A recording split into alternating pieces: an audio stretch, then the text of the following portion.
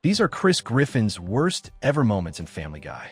We kick things off at number 10 with Steroids, an episode where popularity makes Chris treat Meg even worse than usual.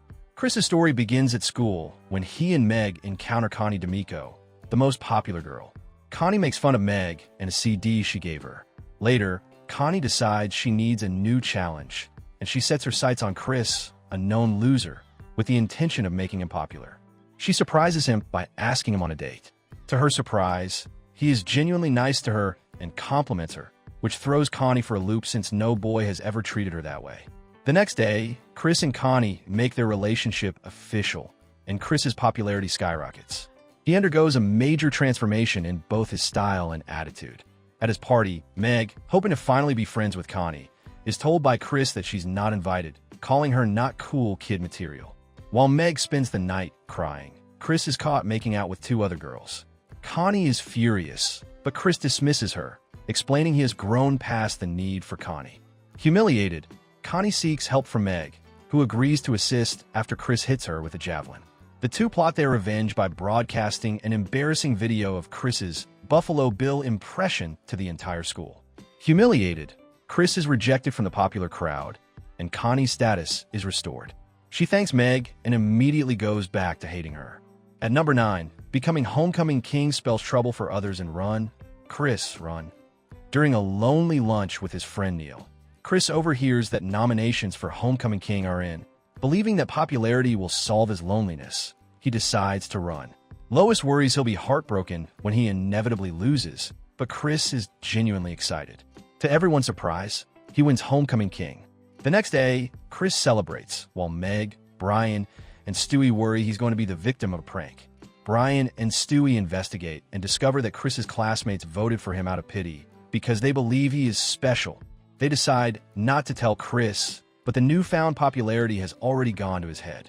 Chris acts like an arrogant jerk, even going to the bathroom in a waffle iron and insulting Brian by saying he's just jealous. Brian, fed up, spills the truth, but Chris refuses to believe him, convinced the dance will be the greatest night of his life. At the dance, Chris realizes he was just a joke when the homecoming queen is revealed to be a girl who died in a car crash. His reign as king ends after he kicks over the deceased girl's memorial. At number 8 is Trading Places, where the stress of full-time work drives Chris to a heart attack. Chris and Meg are caught joyriding on Peter's dirt bike and end up wrecking it. Frustrated with her children's sense of privilege, Lois proposes an experiment. The parents and kids trade places for a week. Chris goes to work at the brewery, and Meg does the housework, while Peter and Lois go to high school. Chris impresses Peter's boss, Angela, at the brewery, and Meg excels at her housework. Peter and Lois, however, are miserable at school, admitting it's harder than being an adult. They decide to call off the experiment, but Chris informs them they can't because Angela has fired Peter and hired him, making him the new breadwinner. As the new breadwinner, Chris is forced to continue working to pay the bills, but the heavy workload and stress quickly take a toll. He becomes angry and depressed. One night, while arguing with Meg about their finances, Chris has a heart attack and collapses. He makes a full recovery and admits that adult life is much harder than he once thought. Chris continues to disrespect his family in number 7 when he takes Stewie hostage in Secondhand Spoke. After being picked on by 4 bullies, an embarrassed Chris runs away. Back home, Stewie takes pity on him and offers to teach him how to stand up for himself. The next day, with Stewie in his backpack, Chris confronts the bullies. Stewie whispers insults into his ear, and Chris wins the verbal battle, which boosts his confidence. Chris becomes an insult, Yoda, even helping his friend Neil. When he's nominated for student body president, he's terrified when Stewie tells him he's taught him everything he knows and that Chris must go on alone. Desperate, Chris kidnaps Stewie, locking him in his backpack for 5 days. During the election, Stewie refuses to speak for him, reminding him that he's become the very thing he hated, a bully. Racked with guilt, Chris releases Stewie and drops out of the race. Stewie reveals that he had already gotten rid of the bullies for good by tricking them into shooting themselves. The happy ending is put on hold, but Chris is no longer being bullied. At number 6, Chris's pimple is the one calling the shots in Brian the Bachelor. Chris enters the kitchen with a massive pimple on his cheek. The family makes fun of him, but Chris becomes attached to the pimple, naming him Doug. That night, Doug starts talking to Chris, convincing him to sneak out and cause trouble. Chris and Doug begin a crime spree, lighting a bag on fire on Joe's porch and vandalizing a shop wall. Lois becomes suspicious. The next morning, the family discovers the pharmacy has been broken into and all the acne medication has been destroyed. Joe comes over with proof that it was Chris. In his room, Chris expresses regret and says he won't listen to Doug anymore. But the zit takes over Chris's motor functions, making him punch himself. Terrified, Chris gives in to Doug's demands. Chris tricks Doug into going to a dermatologist, where he disarms the pimple and ends his reign of terror. Although Chris wasn't in total control, he still gave in to peer pressure and committed crimes. Our journey to this list first starts with Peter, who's introduced to the wonderful world of phone apps. After he gets a new phone, he gives his old, broken one to Chris. The next day at school, Chris and his friend Mort are admiring a girl named Miller. Mort advises Chris to send an inappropriate picture of himself to get her attention. Chris, with his new-to-him phone, takes and sends the picture. Of course, the plan backfires spectacularly. Chris, his parents, and Joe are all called to the principal's office. Miller did not appreciate the unsolicited picture, and since Chris is a minor, Joe labels him a registered sex offender. Chris's name, face, and crime are immediately broadcast on the news. The law gives him two choices: take a rehabilitation course run by Quagmire or opt for chemical castration. Chris chooses the course, but even after graduating, he is still shunned by his classmates. Desperate to escape his new identity, Chris makes a drastic decision. He undergoes chemical castration. The family is shocked, but Chris believes this is the only way to ensure no one ever thinks of him as a creep again. Lois tries to convince him to go off the pills, but Chris refuses. Surprisingly, his life begins to turn around. With his mind no longer focused on girls, his grades improve drastically. He excels in biology, gets the highest score on his Spanish test, and joins the debate team. However, during a tutoring session, Marcy, the girl who got him in trouble, apologizes and places a friendly hand on his shoulder. The touch reignites his libido, and he runs off in a panic. Chris started this episode by doing something terrible to someone else, only to end up doing something terrible to himself as a result. Things take a violent turn at number 4 as Chris purposefully hurts his girlfriend and Brian in Long John Peter. While taking Brian to the vet, Chris develops a crush on an intern named Anna. He becomes desperate to see her again, and Lois jokingly says it will happen if Brian gets sick again.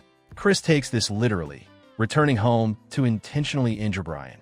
The family ends up back at the vet, where Chris manages to get Anna's number and a date. Their first date at an Italian restaurant seems to go well, but leave it to Chris to almost ruin it by asking if she's ever made it with one of the dogs. Anna, strangely unfazed, tells him to relax, admits she likes him, and plants a big fat kiss on him. Anna later comes to Chris's house to hang out, but when she gets up to leave, she accidentally spills her drink. Chris offers to clean it up, but Peter, ever the father of the year, insists Chris should treat her like crap to get her to like him. Taking his dad's terrible advice, Chris becomes a complete jerk, and Anna, now seeing his true colors, dumps him.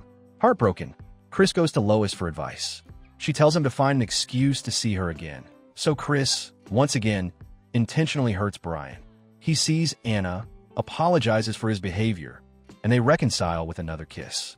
The two agree to one more date, but Brian, who is once again in pain, objects. At number 3, Chris is pressured by popularity once again into kidnapping Meg in Better Off Meg. Meg arrives at school to find it empty and learns it's skip day, but no one told her. Rejected by her family, who are having a fun day at the fair with a barrel they think is her, she spends the day alone at a bowling alley. That evening, the news reports on a teenage girl killed in a car crash who was identified by her driver's license. The Griffins are notified, and Joe reveals Meg is dead. It turns out the bowling alley attendant accidentally switched Meg's ID with the deceased girl's. At Meg's funeral, Chris realizes he's getting a ton of attention from girls and guys because his sister died, and he loves it. Meg, who is there watching, is so distraught by the small attendance and lack of kind words that she decides to move away and start a new life. She does well for herself, but she eventually misses her family.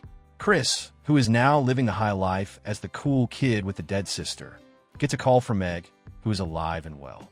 Not wanting to give up his newfound popularity, he kidnaps her and leaves her tied up in an abandoned warehouse. While Meg is tied up, the school holds a memorial ceremony for her. Fueled by anger, Meg savagely smashes her face against the ground to create enough blood to slide out of her restraints. She bursts into the auditorium, bloody and not well, and points at Chris. Everyone thinks she means he saved her life, and he's carried out like a hero. Chris kidnapped his sister for popularity and is even praised for it. At number 2, Chris gets in trouble with private pictures yet again in teacher's heavy pet. Chris is once again elected homecoming dunce, and Lois announces she's a new substitute teacher at his school. Chris is mortified, but Lois, going by her maiden name, promises to be discreet. At school, Chris gets invited to sit with the popular kids, who ask if he thinks Mrs. Peterschmidt is hot. He agrees, and when they see him getting in the car with her, they fantasize that Chris is a selfless lover. Chris plays along, and his popularity skyrockets. When the kids get suspicious, they demand a naked picture of Mrs. Peterschmidt. Chris sneaks into the bathroom to take a picture of his mom in the shower, and Quagmire, hiding in a stall, encourages him to go through with it. Chris takes the picture and sends it to the popular kids, who promise not to share it, but the photo is immediately sent to everyone in the school. Lois is called to the principal's office and is shocked when she sees the photo. She gives Chris an ultimatum: tell the truth or she will.